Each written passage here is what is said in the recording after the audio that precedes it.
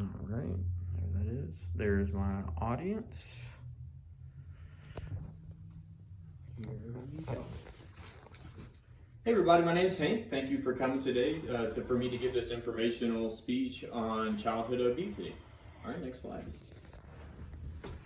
So why are we giving a speech on childhood obesity? That's a great question. So a lot of people don't know, but childhood obesity is a very severe problem in the United States as well as worldwide. It's a growing epidemic that a lot of people don't talk about and don't know about.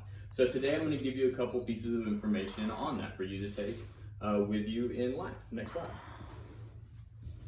All right, so as the slide says here, over 43 million children that are preschool age, which is the age of 5 and under, have been diagnosed with childhood obesity. So this is done in a study by the Harvard School of Public Health. This was done in 2010, so the numbers are actually increased now.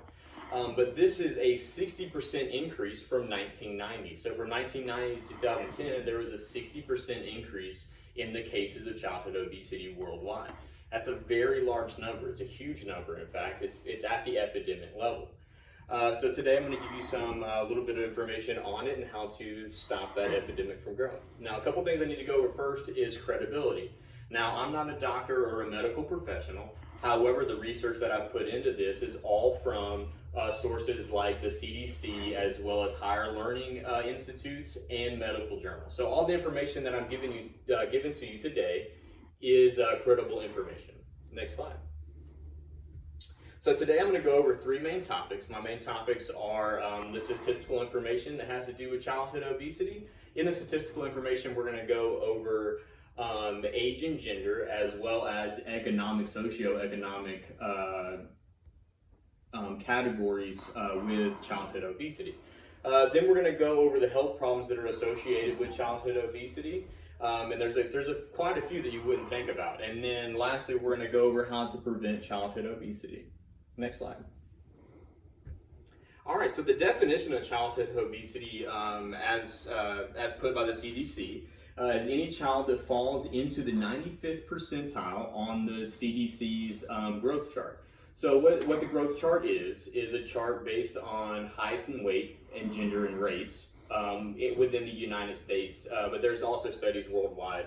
But that 95th percentile is those people that are overweight to the extent that is not unhealthy. Next slide. All right, so it's broken down to a couple different groups as far as the CDC is concerned. It's broken down into socioeconomic status, and then it's broken down into age, and then gender and race and other location-wise as far as like the South and the East and the North and the West in the United States goes. So all those different regions are broken down into different statistical categories. So as far as economic group goes, obesity numbers show a distinct correlation between wealthy and unwealthy people, showing that the less wealthy families are more liable to be categorized as obese. The reason why is because what less wealthy people tend to buy or consume less healthy foods, like processed foods, higher grain quality foods, stuff like that, because it's cheaper. Next slide. Next, we're going to talk about age and gender differences. As you can see, the male population for children 2 to 5 is at 14.4% of that 95th percentile of obese people in the United States.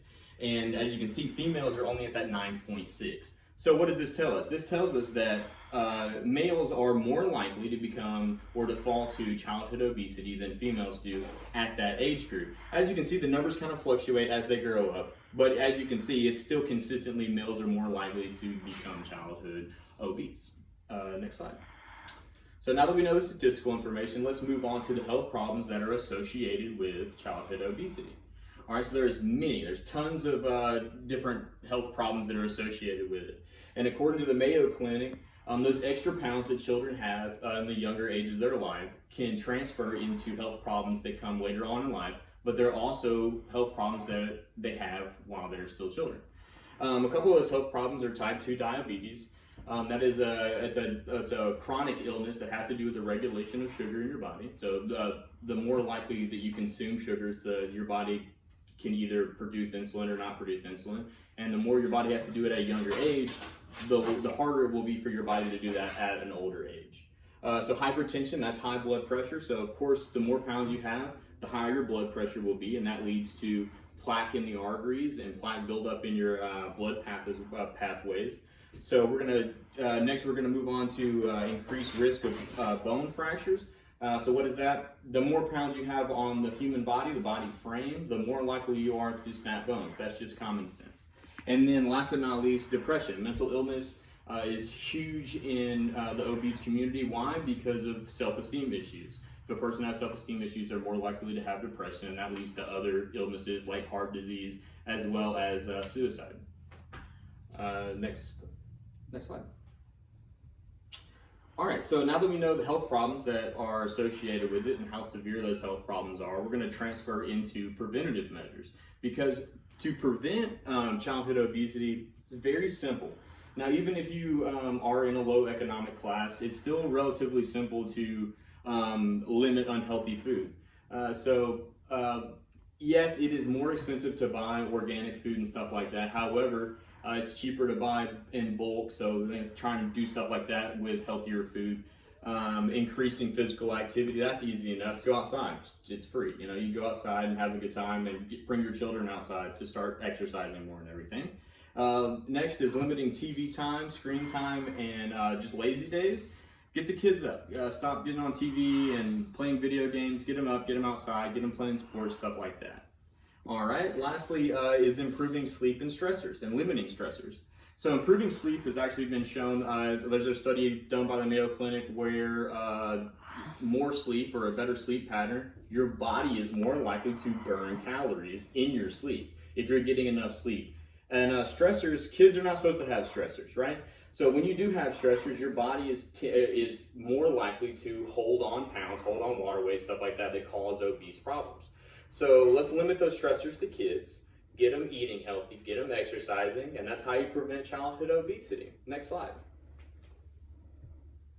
All right, so in closing, today we learned that childhood obesity is a huge problem in the world, not just the United States, okay? It's an overwhelming and extreme present that we need to eliminate, and it's very easy to eliminate it with the simple measures that I just told you. All right, so we talked about that there are 43 million cases of childhood obesity in the world, and it's very easy to limit that and to stop it. So in saying that, you have all the resources you need to prevent childhood obesity. Next slide. And there's my works cited page. Anybody have any questions? All right, thank you so much.